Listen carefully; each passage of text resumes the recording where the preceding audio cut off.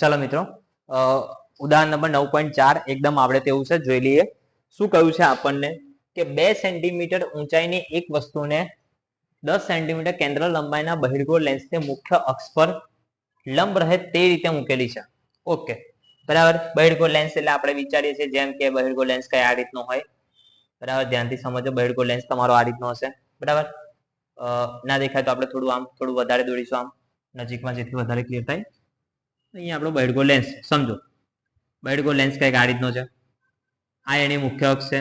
અહીંયા આપણે O કહી દઈએ, અહીંયા આપણે F1 કહી દઈએ, અહીંયા આપણે 2F1 કહી દઈએ, બરાબર. અહીંયા આપણે F2 કહી દઈએ અને અહીંયા આપણે 2F2 કહી દઈએ, બરાબર. સમજો. બીજું શું કહ્યું? 10 સેન્ટીમીટર કેન્દ્ર લંબાઈ. એટલે કેન્દ્ર લંબાઈ કેટલી છે તમારી? આટલું ડિસ્ટન્સ હશે, કેવું છે? 10 સેન્ટીમીટર હશે કેન્દ્ર લંબાઈ અહીંયા સુધી. મુખ્ય અક્ષ પર વસ્તુ લંબ રહે તે રીતે વસ્તુ મૂકેલી છે. ઓકે, અને વસ્તુનું અંતર જે છે એ 15 સેન્ટીમીટર છે. એટલે વસ્તુનું અંતર 15 સેન્ટીમીટર, એટલે 10 આટલું હોય તો બીજું 10 થાય તો અહીંયા 20 થાય, બરાબર. બીજું 10 થાય તો અહીંયા 20 થાય. તો એનો મતલબ કે વસ્તુ કઈક અહીંયા વચ્ચે હોવી જોઈએ, બરાબર. વસ્તુ અહીંયા હોવી જોઈએ. ક્લિયર? હવે જો પ્રતિબિંબનો પ્રકાર, સ્થાન અને કદ શોધો. પ્રતિબિંબનો પ્રકાર પણ શોધવાનું છે, સ્થાન પણ શોધવાનું અને કદ પણ શોધવાનું છે. બહુ મસ્ત દાખલો છે, આવડે છે. જો હવે તમને કિરણાકૃતિની અંદર તમે ટેબલ જોયું હોય તો જે વસ્તુનું સ્થાન જો 2F1 અને F1 ની વચ્ચે હોય તો ક્યાં હોય? તો કે પ્રતિબિંબનું સ્થાન જે છે એ 2F2 થી દૂર, બરાબર, અને 2F2 થી દૂર થશે, બરાબર. 2F2 થી દૂર પ્રતિબિંબ મળશે. સાથે સાથે બીજી એક વસ્તુ, વાસ્તવિક અને ઉલટું. વાસ્તવિક અને ઉલટું, બરાબર. એ વસ્તુ ફિક્સ થઈ ગઈ. જો કે કિરણાકૃતિ આવડે એટલે ઓટોમેટિક આવડે, સીધી વસ્તુ છે.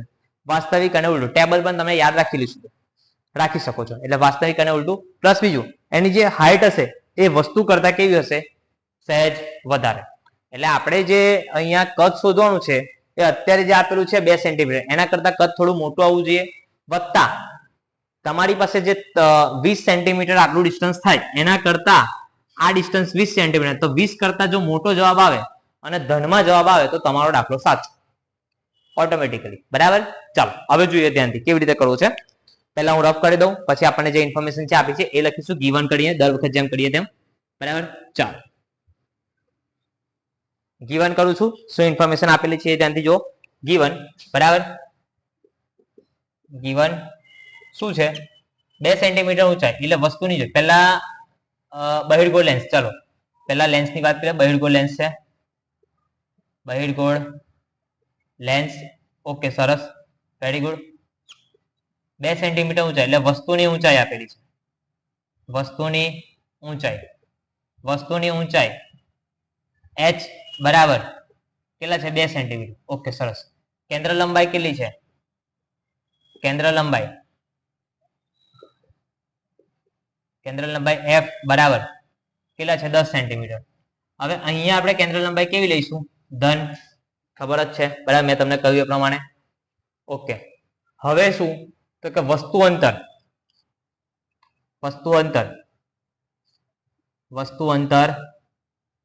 u.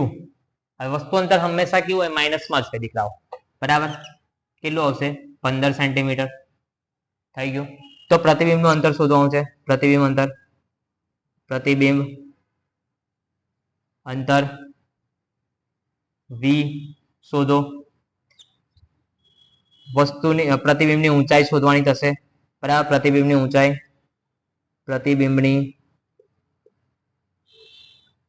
ઊંચાઈ h ડેશ શોધવાના છે, અને મોટવણી એમ પણ શોધવાની છે. ચલો મોટવણી એમ પણ આપણે શોધવાની છે, બરાબર. ઓકે, સોલ્યુશન કરીને શરૂઆત કરીએ. ચલો અહીંયાથી ગણું છું હવે આ વખતે, બરાબર. સોલ્યુશન કરું છું અહીંયાથી. સોલ્યુશન શું કહ્યું છે? પહેલા તો જો લેન્સનું સૂત્ર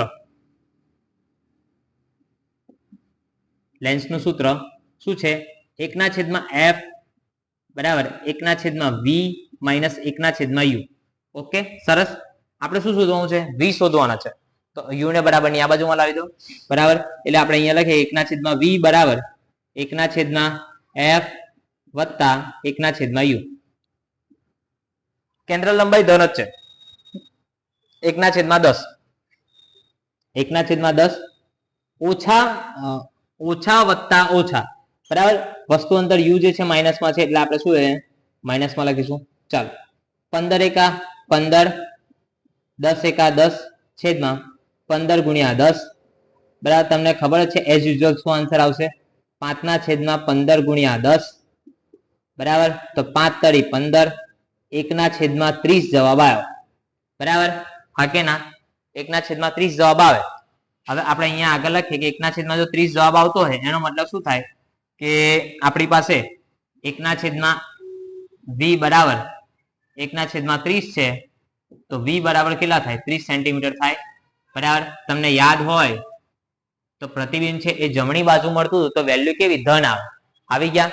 વત્તા બીજું, તમારી જે કેન્દ્ર લંબાઈ હતી એ કેટલી થાય 10 કેન્દ્ર લંબાઈ હતી તો વક્રતા ત્રિજ્યા કેટલી થવી જોઈએ 20 થવી જોઈએ, તો 20 કરતા મોટું, કારણ કે 2f1 થી 2f2 થી દૂર હોય તો 20 કરતા મોટો જવાબ આવી ગયો, બરાબર. એટલે આપણો દાખલો સાચો છે.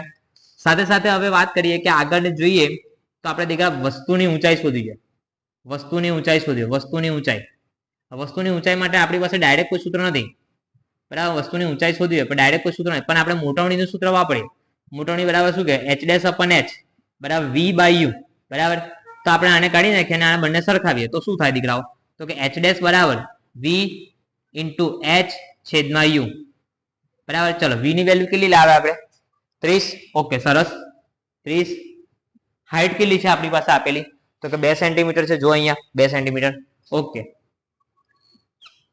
u કેટલા છે તો કે -15, ઓકે બરાબર -15. હવે તમે જો 15 દુ 30, બરાબર, એટલે -4 જવાબ આવ્યો, h' 4 સેન્ટીમીટર આવી ગયા. હવે તમે ધ્યાનથી જુઓ દીકરાઓ, h' બરાબર -4 સેન્ટીમીટર છે એટલે y અક્ષ પર નીચે વેલ્યુ પ્રતિબિંબ ઉલટું મળે છે, y અક્ષ પર નીચે વેલ્યુ કે માઇનસમાં આવી ગયો જવાબ, જો બરાબર. હવે આપણે મોટવણી શોધીએ. જો મોટવણી m બરાબર, જો કેમેરો થોડો ક્રોસ થાય છે એટલે તમને કદાચ આ ઉલટું આમ થોડું દેખાશે, કારણ કે હું સીધું દેખાય એટલે મને થોડું ક્રોસ કરી લખું છું, તમે તમારી રીતે જોઈ લેજો, બરાબર. મોટવણી m બરાબર v/u. ચલો v ની વેલ્યુ કેટલી છે જોજો, v ની વેલ્યુ 30, બરાબર, અને -15, બરાબર. તો -2 જવાબ આવશે. મોટવણી ડન.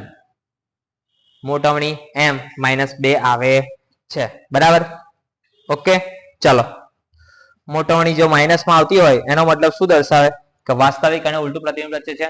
પણ આપણને ખબર છે કે પ્રતિબિંબ કેવું રચે છે, આપણે જોઈ લીધું પહેલા, બરાબર. એટલે પ્રતિબિંબની જે પ્રતિબિંબનો પ્રકાર જે છે, બરાબર, એ પ્રકાર કેવો આવશે તો કે વાસ્તવિક અને ઉલટું. ક્યાંથી જોયું તો કે આપણે કિરણાકૃતિ પરથી નક્કી કર્યું હતું, બરાબર, ઉલટું. આટલી ઇન્ફોર્મેશન ખાસ યાદ રાખજો. જોઈ લો અહીંયા બધા જ તમારા 9.1, 9.2, 9.3, 9.4 ઉદાહરણ બધા પૂરા થાય છે અને હવે આગળ આપણે સ્વાધ્યાયના દાખલા શરૂઆત કરીશું. નોટ કરી લો, વ્યવસ્થિત રીતે જોઈ લો. ચાલો.